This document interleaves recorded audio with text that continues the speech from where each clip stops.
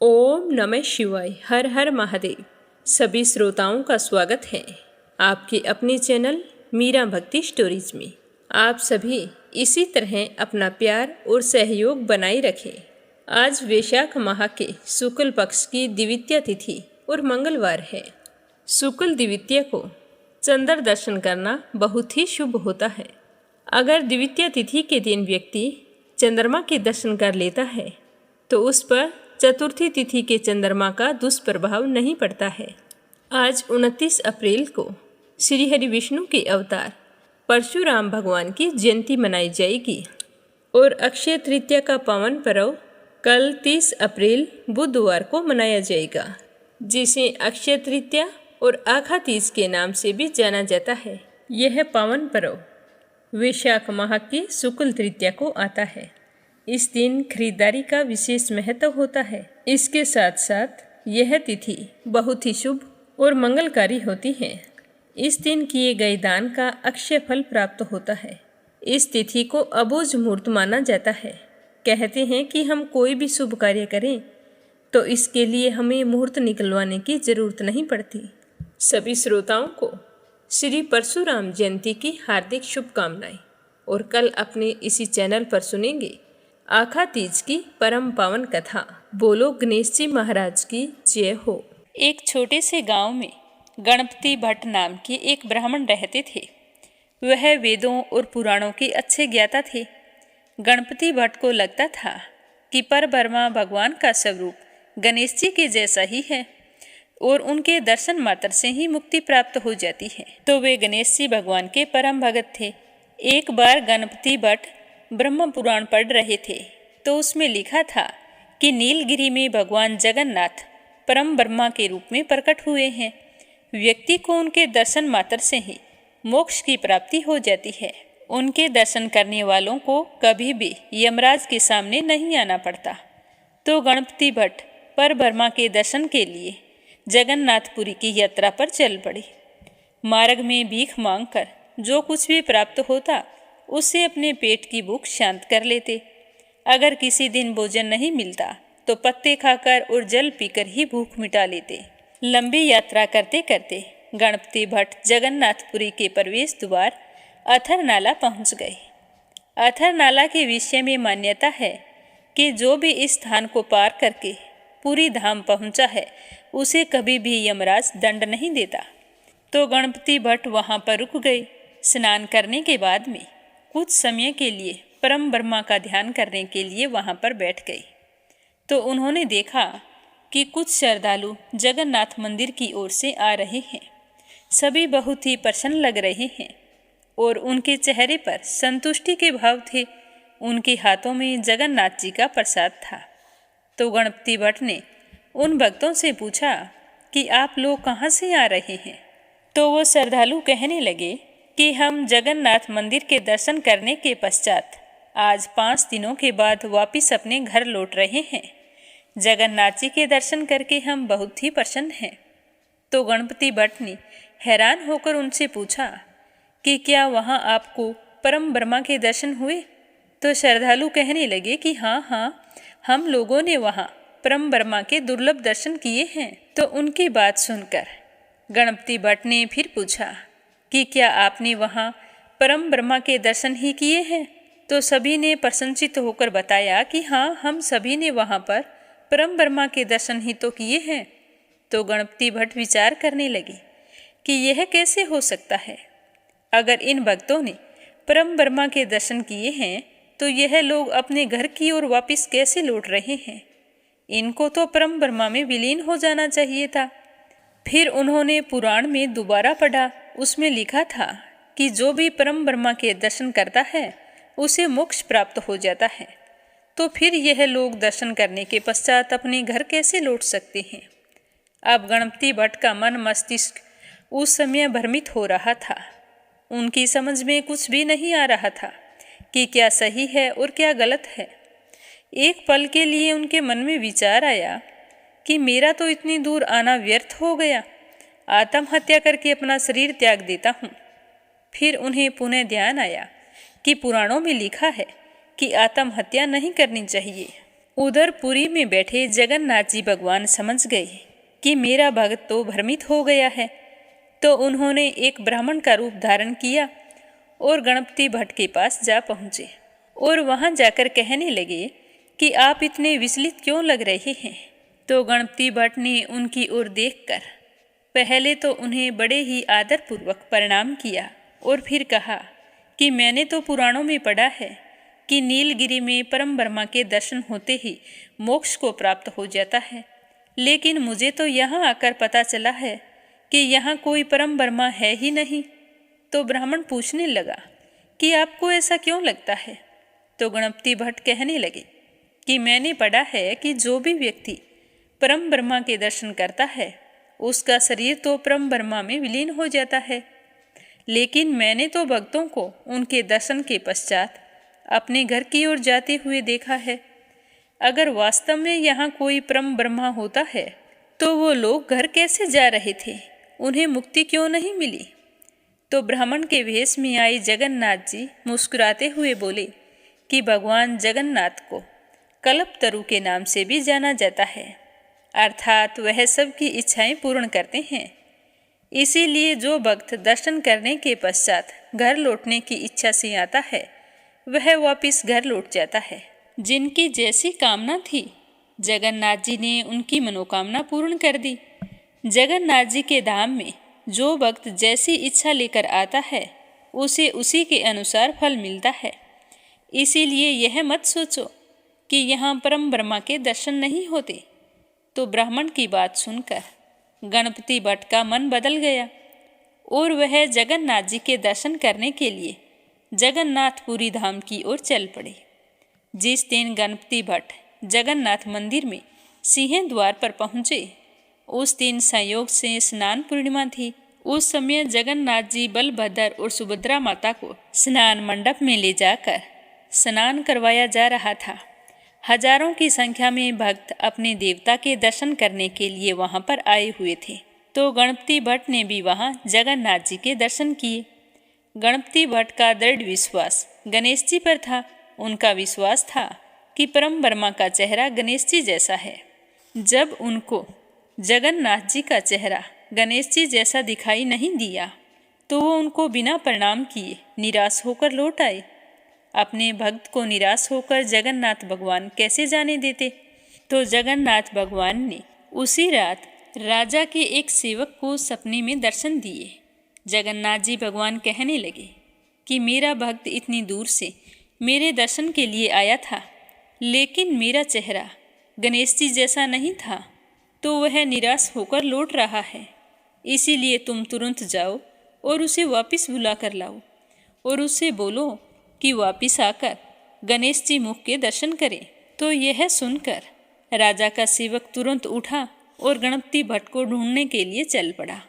गणपति भट्ट बहुत ही उदास होकर जा रहा था, तो उसके पास पहुंचकर वह कहने लगा कि आप तो बहुत ही भाग्यशाली हैं। जगन्नाथ भगवान आपको स्वयं दर्शन देना चाहते हैं, अतः आप मेरे साथ पुनः मंदिर चलें, जहां आपको परम ब्रह्मा के दर्शन होंगे। जहां भगवान परम ब्रह्मा के रूप में सभी को दर्शन देते हैं और आप वहां से वापस लौट रहे हैं, ऐसे कैसे हो सकता है। चलो आप मेरे साथ, भगवान के दर्शन करने के बाद ही जाना। तो गणपति भट्ट कहने लगे कि वहाँ परम ब्रह्मा कहाँ हैं, उनका चेहरा गणेश जी जैसा नहीं है और मेरा दृढ़ विश्वास है कि परम ब्रह्मा का चेहरा गणेश जी के मुख के समान है। मुझे तो उनके चेहरे पर सूंड भी दिखाई नहीं दी, फिर तुम मुझे वापस लौटने के लिए क्यों कह रहे हो। तो मुदिरत कहने लगे कि आप एक बार दोबारा मंदिर जाएं, आपको इस बार परम ब्रह्मा के स्वरूप में गणेश जी का चेहरा दिखाई देगा। इस तरह राजा के सेवक के बार बार अनुरोध करने पर गणपति भट्ट पुनः मंदिर में गए। इस बार उन्हें भगवान जगन्नाथ और बलभद्र के चेहरे पर एक बड़ी सूंड और सुंदर दंत के दर्शन हुए। तो जिसे देखकर गणपति भट्ट ने प्रसन्न होकर उनकी स्तुति की। गणपति भट्ट परम ब्रह्मा के ध्यान में लीन होकर पृथ्वी पर गिर पड़े और उनकी आत्मा प्रभु में विलीन हो गई। वहां पर उपस्थित भक्त इस बात के प्रत्यक्षदर्शी बने। कहा जाता है कि उसके पश्चात से ही स्नान पूर्णिमा के दिन जगन्नाथ जी का हाथी वेश या फिर गजानन वेश बनाया जाता है। तो ये थी गणेश जी के परम भक्त की कहानी। बोलो गणेश गजानन की जय हो। अब अपने सुनेंगे मंगलवार की कथा। बोलो हनुमान जी बाबा की जय हो। एक बार नेमिषारण्य तीर्थ में 88,000 मुनि एकत्रित होकर सूत जी से पूछने लगे कि हे महामुनि, आपने हमें अनेक पुराणों की कथाएं सुनाई हैं। अब कृपया करके हमें कोई ऐसा व्रत और उसकी कथा बताइए जिसके करने से संतान की प्राप्ति हो तथा मनुष्य को रोग, शोक, अग्नि, सर्प आदि का भय न रहे। कलयुग में सभी जीवों की आयु बहुत ही कम होती है। अगर उन्हें इस तरह रोग और चिंता के कष्ट लगे रहेंगे तो वे श्री हरि के चरणों में अपना ध्यान कैसे लगा पाएंगे। तो श्री सूत जी ने कहा कि हे मुनियों, एक बार युधिष्ठिर ने भगवान श्री कृष्ण से लोक कल्याण के लिए यही प्रश्न किया था। भगवान श्री कृष्ण और युधिष्ठिर का संवाद आज मैं आपके सामने कहता हूँ, आप ध्यान देकर सुनना। एक समय हस्तिनापुर की राजसभा में योगी राज श्री कृष्ण बैठे हुए थे। तब युधिष्ठिर ने भगवान श्री कृष्ण से प्रश्न किया कि हे प्रभु, हे नंद नंदन गोविंद, आपने मुझे अनेकों कथाएं सुनाई हैं। आज कृपया करके मुझे कोई ऐसा व्रत या कथा सुनाइए जिसके करने से मनुष्य रोग, चिंता तथा भय से मुक्त हो जाए तथा उसे पुत्र की प्राप्ति हो। हे प्रभु, बिना पुत्र मनुष्य का जीवन व्यर्थ है, क्योंकि बिना पुत्र के मनुष्य नरक का गामी होता है। पुत्र के बिना मनुष्य का पितर ऋण से छुटकारा नहीं हो पाता। उसके पितर लोक में सदा अतृप्त रहते हैं। अतः कोई पुत्रदायक व्रत बतलाइए। तो भगवान श्री कृष्ण कहने लगे कि हे राजन, मैं आपको एक प्राचीन इतिहास सुनाता हूँ, आप उसे ध्यान देकर सुनना। कुंडलपुर नाम के नगर में एक बुद्धिमान ब्राह्मण रहता था। उसका गुजारा मुश्किल से होता था। उसे अपने गरीब होने का उतना दुख नहीं था जितना कि उसके संतान न होने के कारण वह दुखी रहता था। उसकी पत्नी सुनंदा पतिव्रता नारी थी। वह भक्तिपूर्वक श्री हनुमान जी की आराधना किया करती थी। मंगलवार के दिन व्रत करके अंत में भोजन बनाकर हनुमान जी को भोग लगाने के बाद स्वयं भोजन करती थी। एक दिन मंगलवार को गृह कार्य अधिक होने के कारण वह हनुमान जी को भोग लगाना भूल गई, जिससे उसे बहुत ही दुख हुआ। तो उसने उस दिन खुद भी भोजन नहीं किया और मन ही मन प्रण लिया कि मैं अब अगले मंगलवार को ही हनुमान जी को भोग लगाकर अन्न जल ग्रहण करूंगी। तो 6 दिन तक ब्राह्मणी सुनंदा अपने प्रण के अनुसार भूखी प्यासी और निराहार रही, परंतु 7वें दिन मंगलवार को वह प्रातः ही बेहोश होकर गिर पड़ी। सुनंदा की इस असीम भक्ति से श्री हनुमान जी बहुत ही प्रसन्न हुए और उसके सम्मुख प्रकट होकर कहने लगे कि सुनंदा, मैं तेरी भक्ति से बहुत ही प्रसन्न हूँ, तू उठ और वरदान मांग। सुनंदा अपने आराध्य देव हनुमान जी को अपने समक्ष देखकर बहुत ही खुश हुई और उनके चरणों में गिर पड़ी और कहने लगी कि हे प्रभु, मेरे कोई संतान नहीं है, अतः आप मुझे संतान प्राप्ति का आशीर्वाद प्रदान करें। तो सुनंदा की बात सुनकर हनुमान जी ने कहा कि तुम्हारी इच्छा अवश्य पूर्ण होगी। तुम्हारे यहाँ एक कन्या जन्म लेगी, उसके अष्टांग प्रतिदिन सोना दिया करेंगे। इस तरह वरदान देकर हनुमान जी अंतर्ध्यान हो गई और ब्राह्मणी सुनंदा बहुत ही खुश हुई और चूरमा बनाकर हनुमान जी को भोग लगाया। फिर अपने व्रत का पारण किया। जब उसका पति घर आया तो वह बहुत ही खुश होकर भगवान का दिया हुआ वरदान अपने पति को बताया।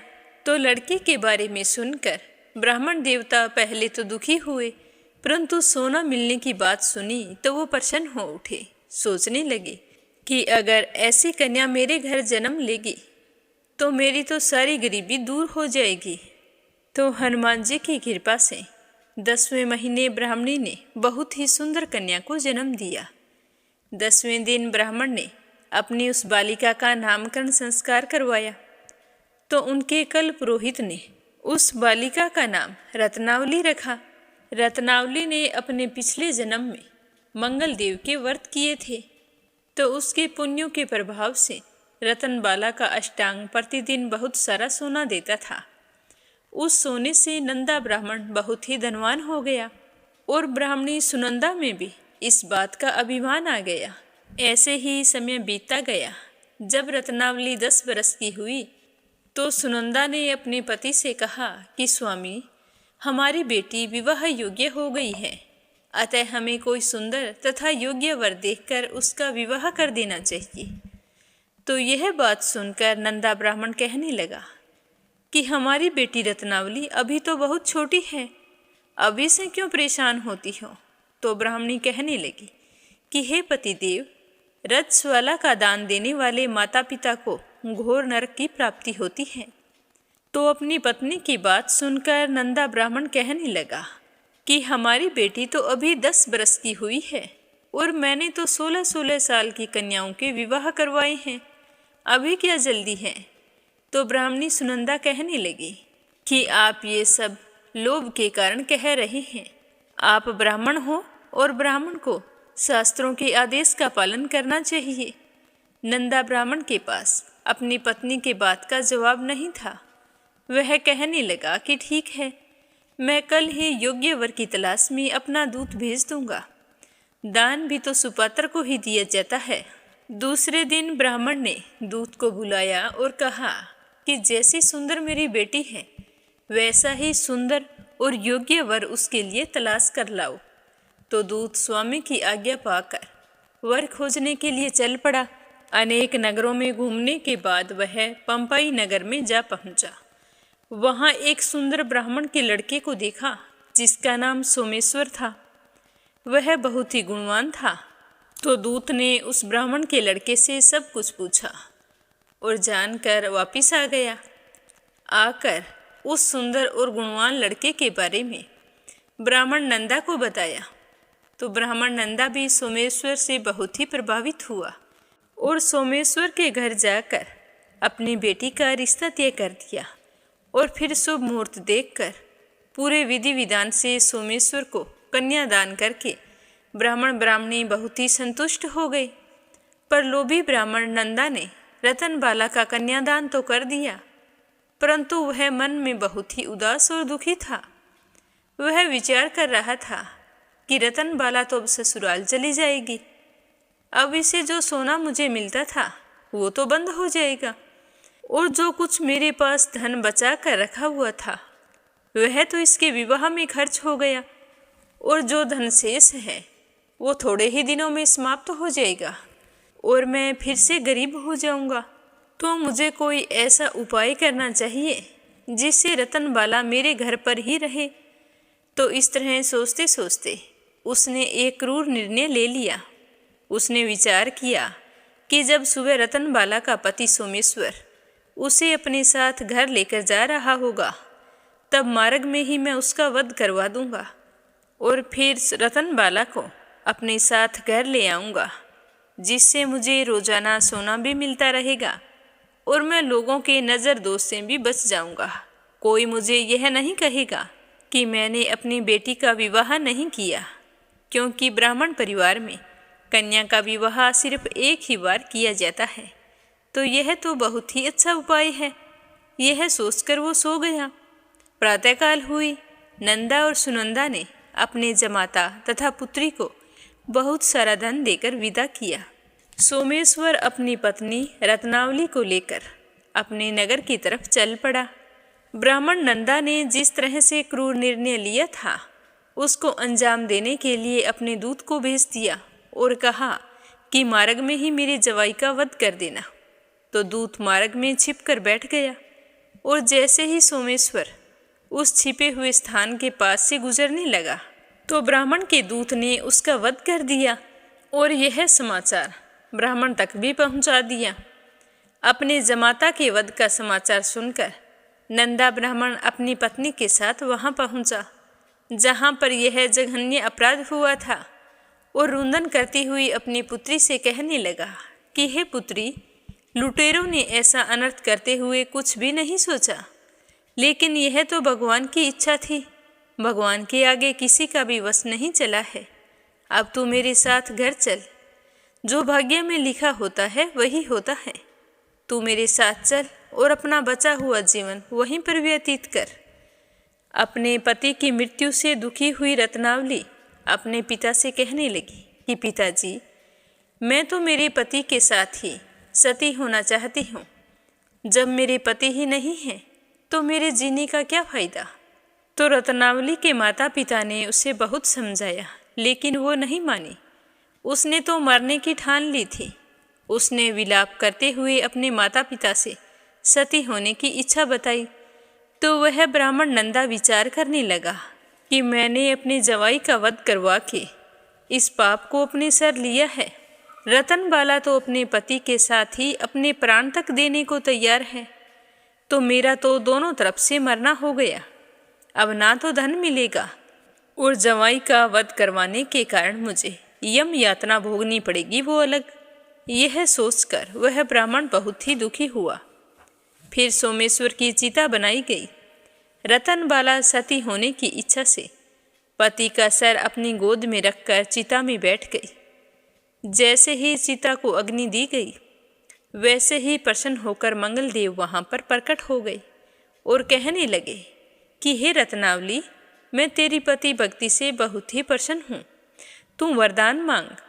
तो रतनबाला ने अपने पति का जीवन दान मांगा। तो मंगलदेव कहने लगे कि रतनबाला, तेरा पति अजर अमर है। इसके अलावा तेरी कोई और इच्छा हो तो वो मांग। तो रतनबाला कहने लगी कि हे ग्रहों के स्वामी, यदि आप मुझ पर इतने ही प्रसन्न हैं तो मुझे यह वरदान दीजिए कि जो भी मनुष्य मंगलवार के दिन प्रातःकाल लाल पुष्प, लाल चंदन से आपका पूजन करे, उसे रोग व्याधि ना हो, स्वजनों से उसका कभी वियोग ना हो, सर्प, अग्नि तथा स्त्रुओं का कोई भय ना रहे, उसका घर परिवार सभी प्रकार के सुखों से भरा रहे, ऋण करता ऋण से मुक्त होकर धन संपत्ति का स्वामी हो जाए। जो स्त्री मंगलवार का व्रत करे वह कभी विधवा ना हो। तो रतनबाला की बात सुनकर मंगलदेव तथास्तु कहकर अंतर्ध्यान हो गई। मंगलदेव की कृपा से सोमेश्वर जीवित हो गया। अपने पति को पुनः जीवित पाकर रतनबाला बहुत ही प्रसन्न हुई। सोमेश्वर अपनी पत्नी को लेकर अपने नगर को चला गया। रतनबाला को यह पता चल गया था कि उसके पति की हत्या लोभ के कारण उसके पिता ने करवाई है, लेकिन उसने किसी को कुछ नहीं बताया। उसने अपने पिता को क्षमा कर दिया। पति पत्नी आजीवन मंगल व्रत करने लगे और मंगलदेव की कृपा से इस लोक का सुख ऐश्वर्य भोग कर अंत में स्वर्ग लोक को गई। हे हनुमान जी बाबा, जो भी व्यक्ति मंगलवार के दिन व्रत रखकर आपकी इस परम पावन कथा को सुने, उसकी सारी मनोकामनाएं पूर्ण करना और अपना आशीर्वाद हमेशा उस पर बनाए रखना। बोलो हनुमान जी बाबा की जय हो। अब अपने सुनते हैं वैशाख स्नान की पौराणिक कथा। एक समय की बात है, एक नगर में एक ब्राह्मण दंपति रहा करते थे। वे दोनों प्रतिदिन 7 कोस दूर गंगा और यमुना नदी में स्नान करने के लिए जाते थे। सुबह जाते, आते आते शाम हो जाती। ऐसा करते करते सालों बीत गए। ब्राह्मण दंपति वृद्ध हो चले थे। अब तो ब्राह्मणी लौट कर आती तो बिल्कुल थक जाती। एक दिन वह अपने पति से कहने लगी कि स्वामी, हम कितनी पूजा पाठ करते हैं, दान धर्म करते हैं, फिर भी हमारी संतान नहीं हुई। अगर हमारे एक पुत्र होता तो कितना अच्छा होता। पुत्र होता तो घर बहू आती, और बहू होती तो जब हम स्नान करके पूजा करके घर आते तो सारा काम किया हुआ मिलता और बना बनाया खाना मिलता। बहू हमारी कितनी सेवा करती। तो अपनी पत्नी की बात सुनकर ब्राह्मण कहने लगा कि बात तो तू ठीक कर रही है, चल मैं तेरे लिए बहू ला देता हूँ। तो वह बोली कि क्यों मजाक कर रहे हो, एक तो भगवान ने मजाक कर ली, अब ऊपर से आप भी बोल रहे हो। जब बेटा ही नहीं है तो बहू कहाँ से आएगी। तो ब्राह्मण ने कहा कि तू मेरा कहना मान, एक पोटली में आटा डाल और उसमें कुछ सोने की मुहरें रख दे। तो ब्राह्मण के कहे अनुसार उसकी पत्नी ने एक पोटली में आटा बांधकर उसमें थोड़ी सोने की मुहरें भी डाल दी और वह पोटली ब्राह्मण को थमा दी। वह भगवान श्री हरि विष्णु को याद करता हुआ चल पड़ा। चलते चलते शाम हो चुकी थी तो वह यमुना के किनारे पहुंच गया। वहां पर जाकर बैठ गया तो वहीं नदी किनारे कुछ लड़कियां खेल रही थी। वो मिट्टी के घर बना रही थी तो ब्राह्मण भी बड़े गौर से उन्हें देखने लगा। थोड़ी देर बाद में उन लड़कियों ने एक दूसरे से कहा कि चलो बहनों, घर चलते हैं, शाम हो गई है, माँ बाबूजी इंतजार कर रहे होंगे। तो ये कहकर सारी लड़कियां अपने अपने घर तोड़ने लगी। तो उनमें से एक लड़की ने कहा कि मैं अपना घर नहीं तोड़ूंगी, मुझे तो रहने के लिए घर चाहिए। तो लड़की की बात सुनकर ब्राह्मण मन ही मन सोचने लगा कि यही लड़की मेरी बहू बनने के लिए उचित है। जब वह लड़की अपने घर को जाने लगी तो वह ब्राह्मण भी उसके पीछे पीछे चलने लगा। उसके घर तक पहुंच गया। जब लड़की घर के अंदर चली गई तो ब्राह्मण ने बाहर से आवाज़ लगाई। तो आवाज़ सुनकर उस लड़की की माँ बाहर आई और पूछा कि आप कौन हो और किस लिए आए हो। तो वो कहने लगा कि मैं पास ही के गाँव में जा रहा था अपने लड़के का रिश्ता करने के लिए। अब मुझे जाते जाते रात हो गई है तो मैं सोच रहा था कि अगर आपको ऐतराज़ ना हो तो एक रात आपके यहाँ रुक जाता हूँ, सुबह जल्दी ही चला जाऊँगा। तो यह सुनकर वो कहने लगी कि हाँ हाँ क्यों नहीं, रुक जाइए, आप हाथ पैर धो लीजिए, मैं आपके लिए खाना बना देती हूँ। तो ब्राह्मण ने कहा कि कार्तिक का महीना चल रहा है, मैं एक ही समय भोजन करता हूँ और किसी के घर का खाना भी नहीं खाता, इसीलिए मैं अपने साथ आटा लेकर आया हूँ। अगर तुम उसी आटे से मुझे रोटियाँ बना दो तो मैं तुम्हारे यहाँ भोजन कर सकता हूँ। तो वह बोली कि क्यों नहीं, जैसा आप कहेंगे, आपके लाए हुए आटे से रोटी बना दूंगी। तो ब्राह्मण ने वह पोटली उस लड़की की माँ को थमा दी। अब वह आटा लेकर अंदर चली गई। तो जैसे ही वह आटा छानने लगी तो छलनी में वो सोने की मुहरें दिखाई दी। तो उस लड़की की माँ मन ही मन सोचने लगी कि जिसके आटे में इतनी मोहरें हैं उसके घर में ना जाने कितना ही सोना होगा। इतने में उसका पति घर आ गया।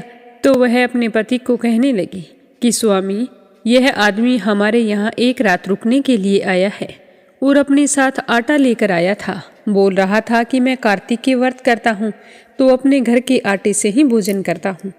तो ये आटा मुझे थमा दिया। जब मैंने इस आटे को छाना तो देखो इसके अंदर कितनी सोने की मोहरें निकली है। यह तो बहुत ही धनवान लगता है। यह अपने बेटे की सगाई करने के लिए अगले गांव जा रहा है। हमारी किस्मत अच्छी थी, इस गांव में पहुंचा तो रात हो गई तो हमारे घर रात रुकने के लिए ठहर गया। क्या पता हमारी बेटी की किस्मत इनके बेटे के साथ जुड़ी हो। मैं तो कहती हूँ कि आप इनसे हमारी बेटी से रिश्ते की बात तय कर ले। तो उसके पति को भी यह बात जंच गई।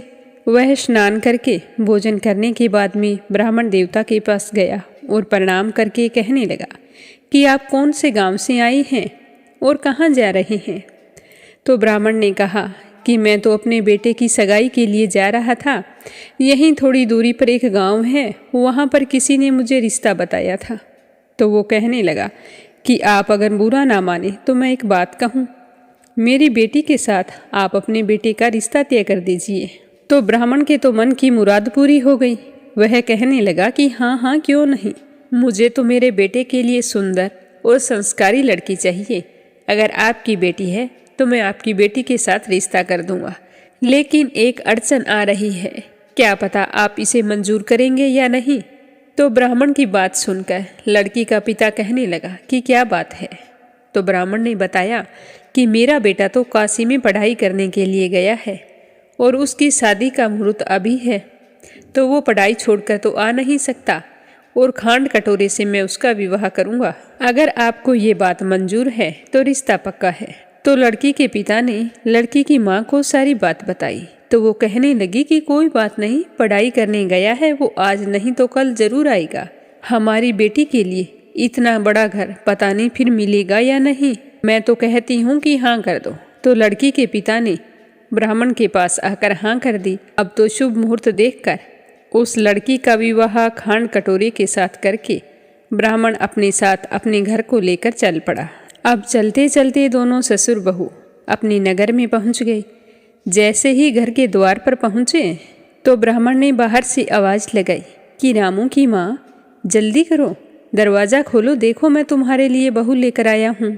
तो ब्राह्मण की पत्नी अंदर से ही बोली कि बिना बेटे के बहू कैसे लेकर आई हो। तो वो कहने लगा, तुम जल्दी करो, दरवाज़ा खोलो तो सही। तो जैसे ही ब्राह्मणी ने दरवाज़ा खोला तो देखा सामने सुंदर तैयार हुई 16 श्रृंगार किए बहू खड़ी थी।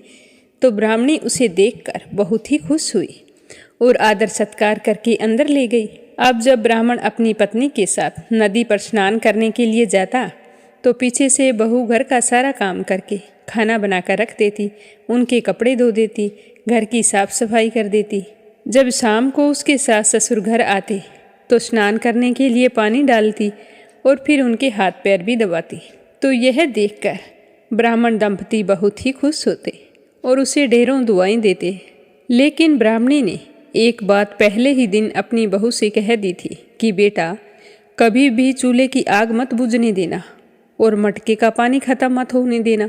ये कहकर उसे चावल और मूंग मिलाकर दे जाती और कहती कि इन्हें पहले अलग अलग करना, उसके बाद में इसकी खिचड़ी बना लेना। तो बहू जैसा अपनी सास कह के गई थी वैसा ही करती, क्योंकि सास ने तो इसीलिए वो मिलाकर दिया था कि इन सबको साफ करेगी तो समय बीत जाएगा और कामों में लगी रहेगी तो घर से बाहर भी नहीं जाएगी। अगर घर से बाहर चली गई तो कोई सच्चाई बता देगा तो यह तो नाराज होकर चली जाएगी, फिर हमारा क्या होगा। ऐसा करते करते कई महीनों बीत गए। एक दिन की बात है कि चूल्हे की आग बुझ गई। तो चूल्हे में आग ना देखकर बहू घबरा गई और भागी भागी अपनी पड़ोसन के घर गई और जाकर कहा कि बहन, मुझे जल्दी से आग दे दो, आज मेरे चूल्हे की आग बुझ गई है। मेरे सास ससुर सुबह 5 बजे से गए हैं, अब थके हारे लौटेंगे, मुझे उनके लिए खाना भी तो बनाना है। तो यह सुनकर पड़ोसन कहने लगी कि तू कौन है, किसकी बहू है। तो वो कहने लगी कि आपके पड़ोस में जो पंडित जी रहते हैं, मैं तो उन्हीं के बेटे की बहू हूँ। ये कहकर उसने सारी कहानी बता दी। तो सुनकर उसकी पड़ोसन कहने लगी कि तू तो बावली है, ये दोनों मिलकर तुम्हें पागल बना रहे हैं। इनके कोई पुत्र ही नहीं है, ये तो निसंतान है, इनका कोई भी बेटा बनारस काशी पढ़ने नहीं गया, ये सब कुछ तुमसे झूठ बोल रहे हैं। तो ब्राह्मण की बहू पड़ोसन की बातों में आ गई और कहने लगी कि अब आप ही बताओ मैं क्या करूं। तो पड़ोसन कहने लगी कि करना क्या है, जब तुम्हारी सास ससुर लौट कर आए तो जली हुई रोटियां बनाकर रख देना, बिना नमक की दाल बनाकर रख देना, खीर की कड़छी दाल में और दाल की कड़छी खीर में रख देना। तो इस तरह उसकी पड़ोसन ने अच्छी तरह से उसे सिखा दिया। अब वो घर आ गई। घर आकर जैसा पड़ोसन ने कहा था वैसा ही किया। शाम को जब उसके सास ससुर घर आए तो ना उनका आदर सत्कार किया, ना ही उनके कपड़े धोए। तो उसके सास ससुर सोचने लगे कि आज क्या बात है, बहू ऐसे बदली बदली क्यों दिखाई दे रही है। जब दोनों भोजन करने के लिए बैठे तो ससुर को खाना परोसा तो सास कहने लगी कि बहू, आज ये रोटियां इस तरह जली हुई क्यों हैं और दाल भी अलूनी है।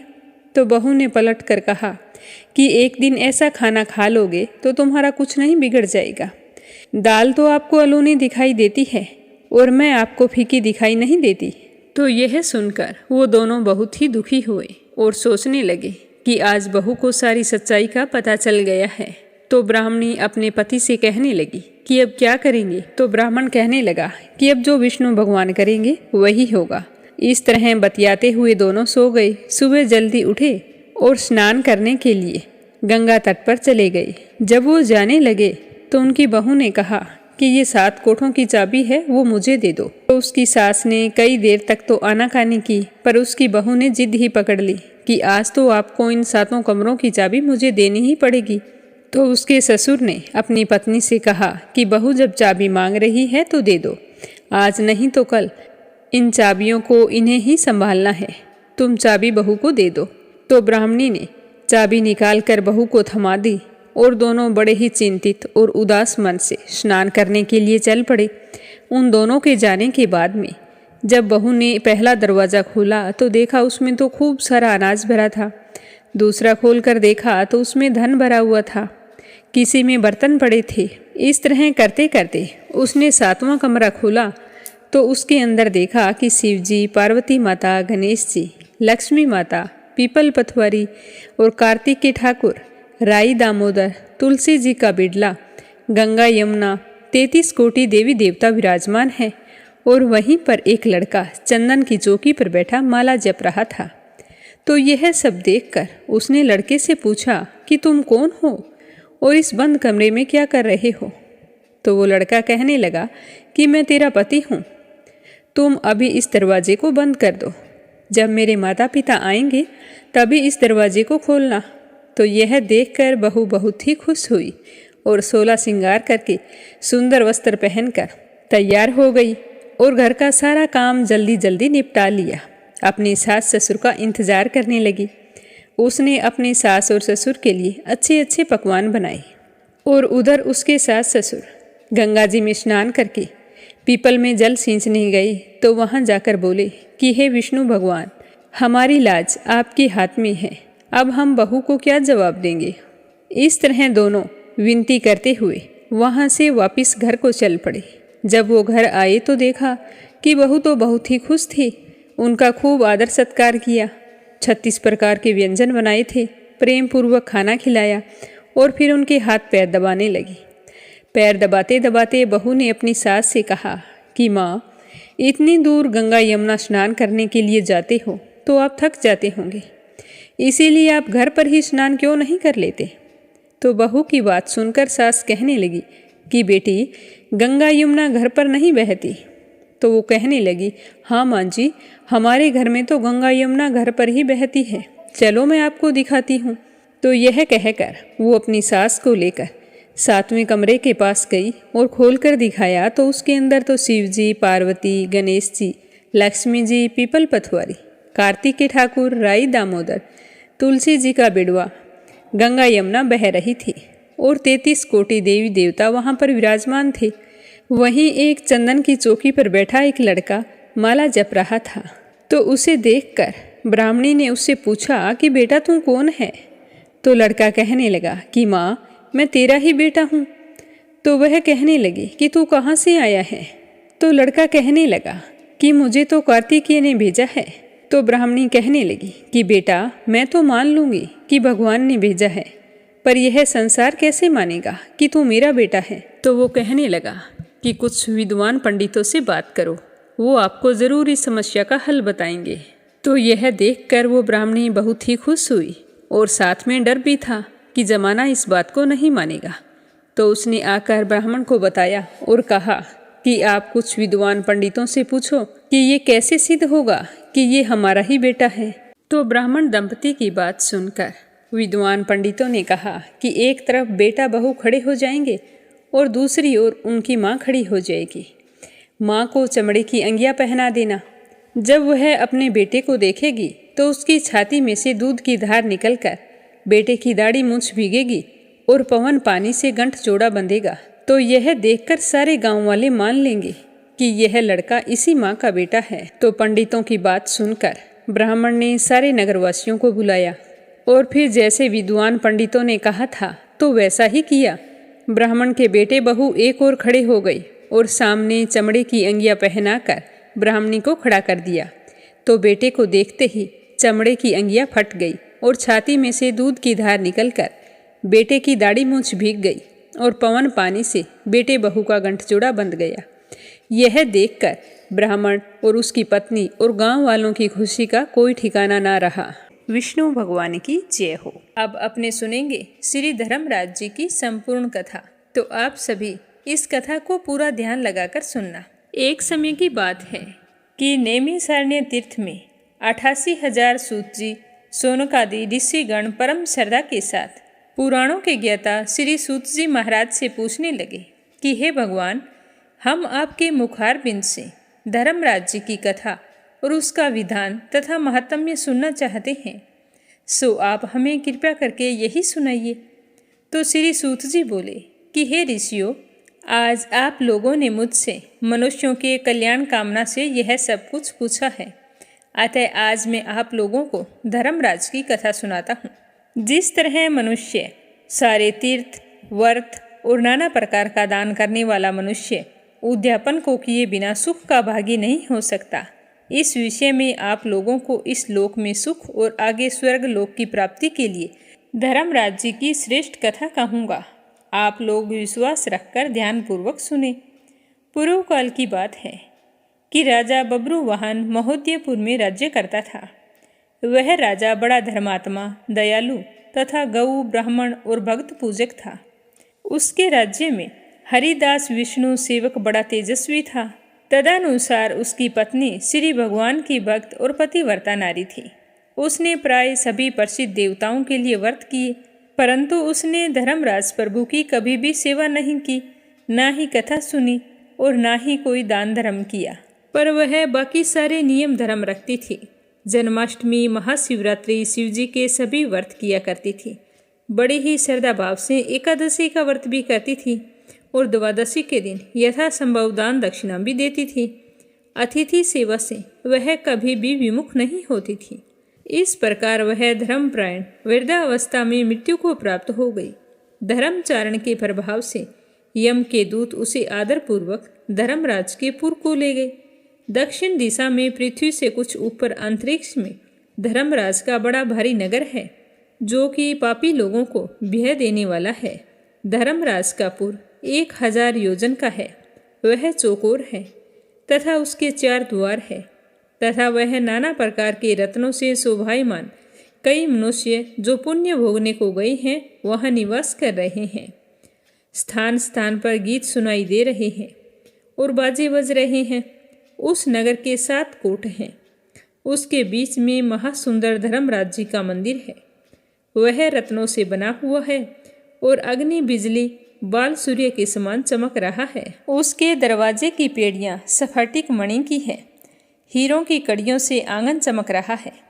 उसके मध्य में अनुपम सुंदर सिंहासन पर धर्मराज भगवान विराजमान है। उसके पास चित्रगुप्त जी का स्थान है, जो कि मृत प्राणियों के पाप पुण्य का लेखा जोखा रखता है और धर्मराज जी को बताया करता है। यमराज के दूत गुणवती को वहां लेकर चले गए। उनको देखकर वह भयभीत होकर कांपने लगी, नीचे मुख करके खड़ी हो गई। चित्रगुप्त जी ने उनके पूर्व जन्म के किए हुए पाप पुण्य का लेखा जोखा पढ़कर धर्मराज को सुनाया। धर्मराज जी उस गुणवती की हरिहर आदि सभी देवों में तथा अपने पति में भक्ति देखकर बहुत ही प्रसन्न हुए और फिर उसी समय उदास हो गए। गुणवती ने जैसे ही धर्मराज का उदास चेहरा देखा तो निवेदन करने लगी कि हे प्रभु, मैंने मेरी समझ में कोई दुष्कृत्य नहीं किया है, फिर भी आप उदास क्यों हैं? इसका कारण बताइए। तो धर्मराज जी कहने लगे कि हे देवी, तुमने व्रत आदि से सभी देवों को संतुष्ट किया है, परंतु तुमने मेरे नाम से ना तो कोई दान पुण्य किया है और ना ही कथा सुनी है। तो यह सुनकर गुणवती ने कहा कि हे भगवान, मेरा अपराध क्षमा करें। मैं आपकी उपासना नहीं जानती थी। अब आप ही कृपया करके उपाय बताइए जिससे मनुष्य आपकी प्रीति के पात्र बन सके। यदि मैं आपके भक्ति मार्ग को आपके मुख से सुनूं और वापस मृत्यु लोक में जा सकूं और आपको संतुष्ट करने का उपाय करूं, तो यह मेरा बड़ा ही सौभाग्य होगा। तो धर्मराज जी ने कहा कि सूर्य भगवान के उत्तरायण में जाते ही जो महापुण्यवर्ती मकर संक्रांति आती है, उस दिन से मेरी पूजा शुरू करनी चाहिए। इस प्रकार साल भर मेरी कथा सुने और मेरी पूजा करे। इसमें कभी भी एक दिन चूकना नहीं चाहिए। आपातकाल आने पर भी मेरे धर्म के इन 10 नियमों का पालन करते रहना चाहिए। घृत, यथालाभ संतोष, क्षमा नियम द्वारा मन को वश में करना, किसी की वस्तु को नहीं चुराना, मन से पर स्त्रियों या पुरुषों की वासना यानी मन की शुद्धि और शारीरिक शुद्धि, इंद्रियों के वश में रहना, बुद्धि की पवित्रता यानी कि मन में बुरे विचार न आने देना, शास्त्र विद्या का स्वाध्याय यानी कि पूजा पाठ करना, सुनना या पढ़ना सुनाना और समय समय पर दान पुण्य करना, सत्य बोलना, सत्यता का ही व्यवहार और क्रोध ना करना, ये 10 धर्म के लक्षण हैं। और मेरी इस कथा को सदा नियम से सुनता रहे या फिर पढ़ता रहे और यथाशक्ति दान पुण्य तथा परोपकार करता रहे। जब साल भर बाद में फिर मकर संक्रांति आवे तब उद्यापन कर दे। सोने की या फिर जितना भी सामर्थ्य हो चांदी की मूर्ति बनवाकर किसी विद्वान ब्राह्मण के द्वारा पूजन हवन आदि करवाना चाहिए। मूर्ति की प्राण प्रतिष्ठा करवाकर पंचामृत से स्नान करा के षोडशोपचार से उसकी पूजा करनी चाहिए। साथ में चित्रगुप्त जी की भी पूजा करनी चाहिए और सफ़ेद काले तिलों के लड्डुओं का भोग लगाना चाहिए। हमारी पूर्ण पुष्टि के लिए ब्राह्मण को भी भोजन करवाना चाहिए। बांस की छावरी में 5.25 सेर धान जवार का जो मुक्ता तुल्य माना है, किसी मंदिर या ब्राह्मण को भेंट करना चाहिए। स्वर्ग में चढ़ने के लिए सोने या चांदी की नसेनी धर्मराज मंदिर में दान करनी चाहिए। साथ में सुंदर बनाई हुई चारपाई, मुलायम गद्दा, रजाई और तकिया, इसके अलावा कंबल, पादुकाएं लकड़ी की और डंडी लगा हुआ लोटा, 5 कपड़े भी धर्मराज के निमित्त और यदि समर्थ हो तो सफ़ेद या काली गाय चित्रगुप्त के निमित्त धर्मराज मंदिर में दान करनी चाहिए। ये सभी वस्तुएं सर्वसाधारण के लिए हैं। धनवान व्यक्ति और भी दान करे तो अति उत्तम होता है। तो गुणवती धर्मराज की सारी बात सुनकर कहने लगी कि ये बात है तो मुझे एक बार फिर से संसार में भेजिए, जिससे मैं आपकी कथा का प्रचार कर सकूं। तो धर्मराज ने गुणवती को भूलोक पर जाने की स्वीकृति दे दी। उसी समय उसके मृत शरीर में पुनः प्राणों का संचार हो गया और उसके पुत्र कहने लगे कि हमारी माताजी जीवित हो गई है। इसके बाद गुणवती ने अपने पति और पुत्र को सारी बात बताई जो धर्मराज जी ने मनुष्यों के कल्याण के लिए कही थी। फिर गुणवती ने मकर संक्रांति से विधि विधान से व्रत और धर्मराज जी की प्रतिदिन पूजा और कथा शुरू कर दी और स्वर्ग जाने के लिए दान पुण्य कर्म आदि करने शुरू कर दिए। इस प्रकार गुणवती साल भर कथा सुनकर धर्म के 10 अंगों का पालन करके मृत्यु उपरांत वापिस स्वर्ग में पहुंची तो देवताओं ने गुणवती का बहुत ही आदर सत्कार किया और वह वहां रहकर स्वर्ग के सुखों को भोगती रही। तो सूत जी कहने लगे कि हे ऋषियों, जिस घर में स्त्री या पुरुष इस धर्मराज भगवान की व्रत कथा को श्रद्धा भाव से पढ़ता है तो वह दुखों से मुक्त हो जाता है तथा संपूर्ण दान देने से पाप मुक्त हो जाता है। इसमें कोई संशय की बात नहीं है। मृत्यु काल में जो यमदूत लेने आते हैं वह भी उसको आदर पूर्वक लेकर जाते हैं और धर्मराज जी भी उसे सदा सुखी रखते हैं। यदि उन मनुष्यों के कुछ पाप बाकी भी हों तो शीघ्र ही पाप नाशक उपाय बताकर शीघ्र ही पाप मुक्त कराने में सहायक बन जाते हैं। गरुड़ पुराण आदि में लिखा है कि पापी लोगों को यमदूत भयानक यातनाएं देते हुए लेकर जाते हैं, परंतु धर्मराज जी की कथा वह दान पुण्य धर्मराज मंदिर में करते हैं वह मनुष्य यमपुरी में कभी भी कष्ट नहीं पाता। वह शीघ्र ही स्वर्ग तथा मोक्ष को प्राप्त हो जाता है। बोलो धर्मराज जी की जय हो।